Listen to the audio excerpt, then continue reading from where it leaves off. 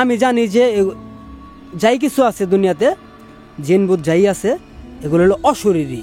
ওরা আমরা দূরের থেকে ভয় দেখাইতে পারবো, কিন্তু ওরা সরাসরি আমারে আক্রমণ করতে পারবো না, এটা আমার বিশ্বাস। ওই যে নূপুরের আওয়াজটা পাইলাম, নূপুরের আওয়াজটা আস্তে আস্তে আস্তে আস্তে বাড়তে আছে। যেমন আগে যেমন মনে করেন যে 5 সেকেন্ড পর পর আওয়াজটা পাইতাম, এখন লাগে যেমন 3 সেকেন্ড পর পর আওয়াজটা পাই, মানে শব্দ একটু একটু করে বাড়তে আছে।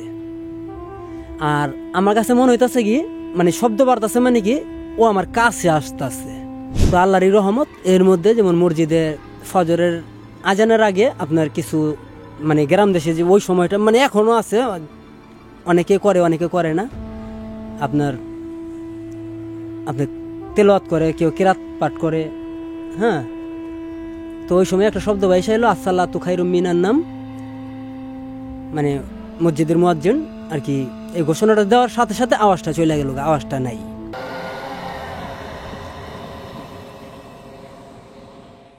আমার দ্বিতীয় ঘটনা হচ্ছে, যেমন আমি আগে বলছি যে আমার শৈশব, কৈশোর, যৌবন এগুলো সব কেরানীগঞ্জে, কিন্তু আমার নানির বাড়ি হলো সিরাজদিঘা, এটা হলো গিয়ে সৈয়দপুর, সিরাজদিঘা সৈয়দপুর গ্রাম।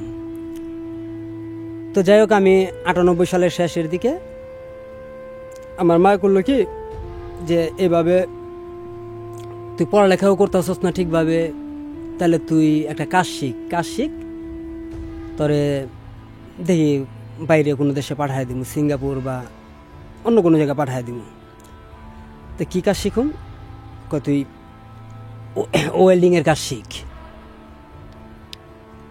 পরে গেলাম। ওই সময়টাও মানে মানে এই যে সৈয়দপুর যা বললাম, মানে অনেক উন্নত ছিল, আর কারেন্ট ছিল না, মানে কারেন্ট মানে খুব লোডশেডিং ছিল আর কি। কারেন্ট ছিল, খুব লোডশেডিং, ব্যাপক পরিমাণে লোডশেডিং ছিল। তো দিনে মানে যারা কাজকর্ম করতো এরা কারেন্ট ঠিকভাবে পাইতো না। তো আমারে একটা ডগের মধ্যে কাজে লাগাই দিল, ডগে আর্টে আপনার। তো সেই ডগটা হইলো আপনার আমাদের ওইখানে নদী ভাঙন লাগছিল। তো নদী ভাঙন এক সময় থাইমা গেছে। তো থাইমা যাওয়ার পরে এই নিচে আবার চর জাগছে, তো চর জাগার পরে ওই যে এই চরের মধ্যে আমাদের আসলে ডগ। আর ওই যে ভাঙন যেখানে শেষ হয়েছিল, মানে ভাঙন লাগছে, ওই জায়গাটা অনেক উঁচা, প্রায় নিচের চর থেকে প্রায় 20 ফিট 25 ফিটের মতো উঁচা। তো ওই জায়গায় তখনকার মানুষ, তখন তো আর এই কী কয় এটারে আপনার টয়লেট যে ব্যবস্থাটা এত আধুনিক ছিল না তখন আর কি। ওই অনেকে ঝুলন্ত টয়লেটেই আপনার ব্যবহার করত। তো আমাদের যে ডগিয়ারটা ছিল তার উপরে আপনার প্রায় সিরিয়ালের লাইন ধইরা ছিল, প্রায় 7টা বা 8টা এরকম ঝুলন্ত টয়লেট ছিল, যার মলমূত্র আপনার গড়ায় এই চরের মানে আমাদের ডগে না, মানে ডগের একটু দূরে মানে গ্যাস ঠেস আসতো আর কি। এরকম জায়গাটা তেমন একটা ভালো ছিল না। তো একদিন হলো কি, তা আমি নতুন কাজে লাগছি ওইখানে।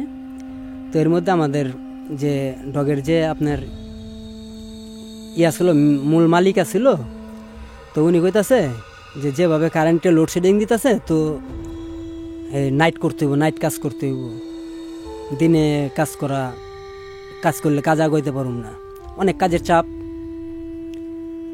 পরে আমি চিন্তা করলাম যে আমার লোকে কাজ শিখতে হইব খুব তাড়াতাড়ি। তাহলে ওই ক্ষেত্রে আমি মনে করেন যে আপনার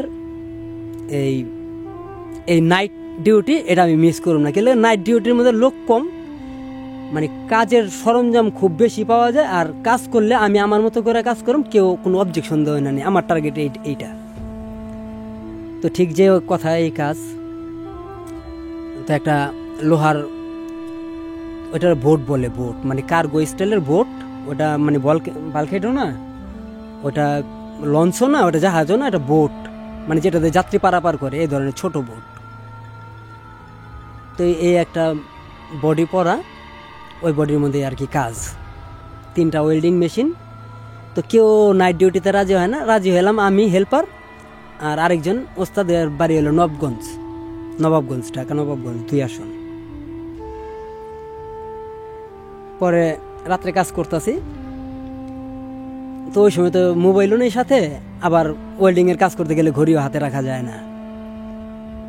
তো কাজ করতে এক পর্যায়ে আমার ওই ওস্তাদে কোথাছে জামুগা চল, মানে ওই ডক ইয়ার্ড থেকে আপনার রুমটা ছিল প্রায় আপনার 30 গজ 40 গজ এতটুকু দূরে, মানে ওইটা আর একটু উঁচা স্থান, ভালো স্থানে রুমটা যে ছিল। পরে আমি কই ভাই তাহলে আপনি যান, ওনার নাম ছিল শামসু, আমি কই শামসু ভাই আপনি যান, আমি আইতাছি। আমার হিসাব হলো যে আমি তো নতুন কাজ হাতে পাইছি, এক হইল গিয়া ওয়েল্ডিংয়ের রড আমার কাছে প্রচুর পরিমাণে, পর্যাপ্ত পরিমাণে, আবার 3টা মেশিন আমার নিয়ন্ত্রণে, আমার হিসাবে আমি যত দ্রুত আমি ওয়েল্ডিংয়ের কাজটা শিখতে পারব। আর হ্যাঁ যাক সমস্যা নেই তো কেল্লিগা, কারণ আমি জানি আরেকটা জিনিস বইলা রাখলেই না, আমার দাদি আমার বাবা আমারে শিখায়, মানে এরা সবসময় ছোটোবেলা থেকে, আমরা মুসলমান ঘরের সন্তান, আমরা সবসময় নামাজ হয়তো 5 ওয়াক্ত পড়ি না, কিন্তু নামাজ আমাদের ওই 2-4 দিন গ্যাপ দিলে আবার মা ফ্যামিলি থেকে চাপা হয় যে নামাজ পড়ছ না কেল্লিগা।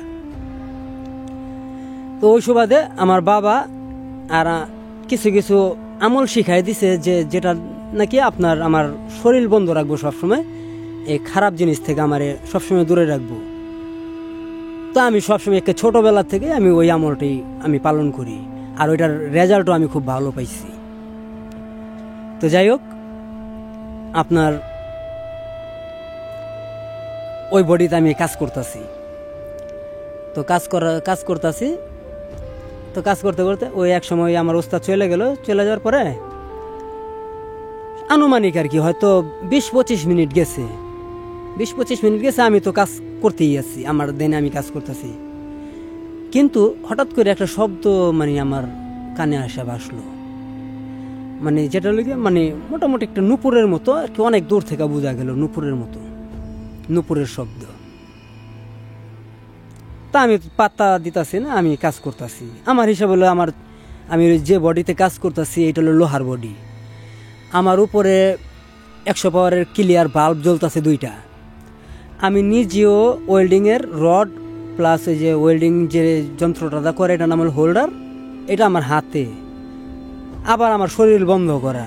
তা আমি জানি যে যাই কিছু আছে দুনিয়াতে, জিনবুত যাই আছে এগুলো হলো অশরীরী, ওরা আমরা দূরের থেকে ভয় দেখাইতে পারবো, কিন্তু ওরা সরাসরি আমারে আক্রমণ করতে পারবো না, এটা আমার বিশ্বাস। তো আমি এই ধরনের কোনো আমি অনেক রাত্রে আমি একা চলাফেরা করি, আমার কোনো সময় কোনো কিছু নেই। পরে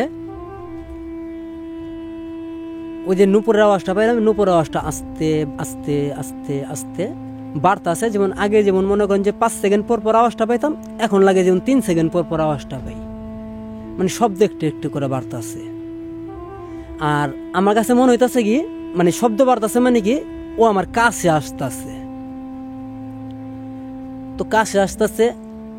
কিন্তু এখন আমি যতই কাজের দিকে ধ্যান দিতেছি, কিন্তু আমার কান ওই শব্দের দিকে, তো ওই শব্দের দিকে, তো আমি বিশাল একটা বিপদে পড়ে গেলাম, মনে মনে একটা দুশ্চিন্তা এসে পড়লো।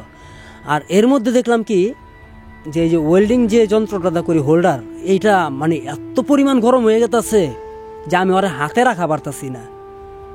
আমার হিসেবে আমি ওয়েল্ডিংয়ের কাজ করুম, আমার এখানে ওয়েল্ডিংয়ের কাজটা তো বিকট, অনেক ভোল্টের কাজ, অনেক আলো আসে এটার থেকে, হ্যাঁ অনেক প্রচুর শক্তিশালী কারেন্ট এটার মধ্যে।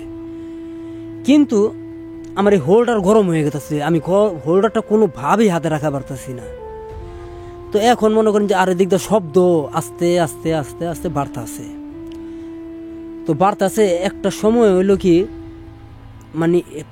এমন শব্দ নুপুরের আওয়াজই, এখন লাগে কি যেমন আপনার ওই যে এই তামাক আসার প্লেট বাড়ি দিলে যে এরকম আওয়াজ হইতেছে।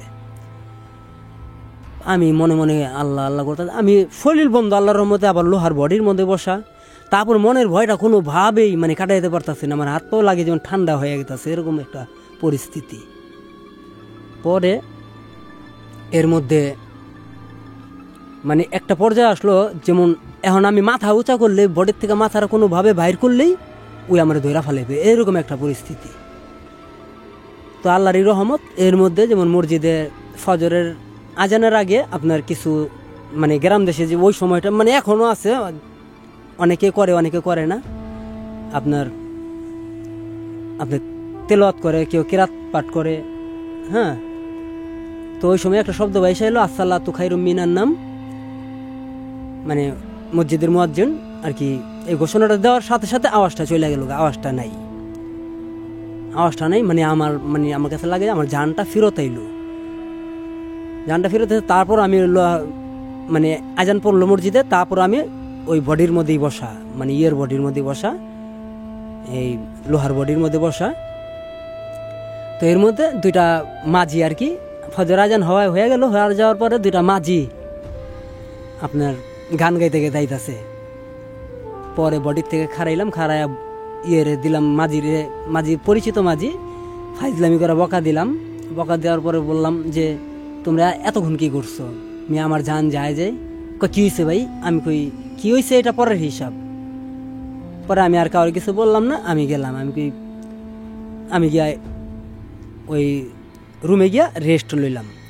তো এখন তো ঘুম আসে না, আমি কই না এটা তো রেস্ট লইলে কাম হইব না, তাড়াতাড়ি করে গেলাম আমার নানির কাছে। আমার নানির বাড়িতে গিয়ে আমার নানির কইলাম যে নানি এই ঘটনা, আমি তো রাত্রে তো ভয় পাইছি। কস কি তোর তুই যেটাকে কাজ করস এই লগে যে মসজিদ, এই মসজিদের হুজুর তো অনেক কামেলদার, হের কাছে যাই তুই আবার। আমি আহ হের লগে তো আমার পরিচিত নাই, তুমি আহ। পরে এটা কনে আমার নানির লগে লগে আইলো, আওয়ার পরে হুজুরে দেখা হাইসা দিছে, কারণ হুজুর তো জানে যে আমি এখানে কাজ করি, হুজুরে দেখে হাইসা দিছে। পরে হুজুরে কইল, পরে নানি কইল যে এই আসয় বিষয় যে ওই তো নুপুরের আওয়াজ পায় ভয় পাইছে। পরে হুজুর বলল যে এটা আমি ওরে দেখে বুঝতে পারছি যে হয়তো কালকে রাত্রে কাজ করছে, ওই ভয় পাইছে।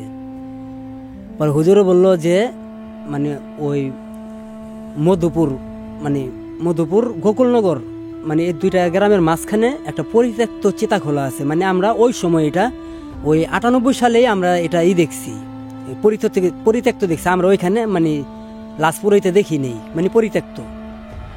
তো হুজুর বলল যে ওই পরিত্যক্ত ওই চিতাখোলার থেকে আপনার ওই আসে, ওই রাত্রে 3টার দিকে রওনা হয়, ওই আস্তে আস্তে আস্তে আস্তে আস্তে আস্তে পরে ওই মসজিদের কাছে একটা তাল গাছ দেখাইলো, যে এই তাল গাছে ওই রেস্ট লয়। আর আপনার নাতি সম্ভবত এই শব্দ পাইয়েই ওই ভয় পাইছে। তো যাই হোক একটা গুড় পরা দিল। পরে আমি আর যতদিন ওইখানে কাজ করছি আমি আর নাইট করি নি গা। এটা ছিল আমার দ্বিতীয় ঘটনা। জাগো এফএম এর অ্যাপ এখন পাওয়া যাচ্ছে অ্যাপ স্টোর এবং প্লে স্টোরে।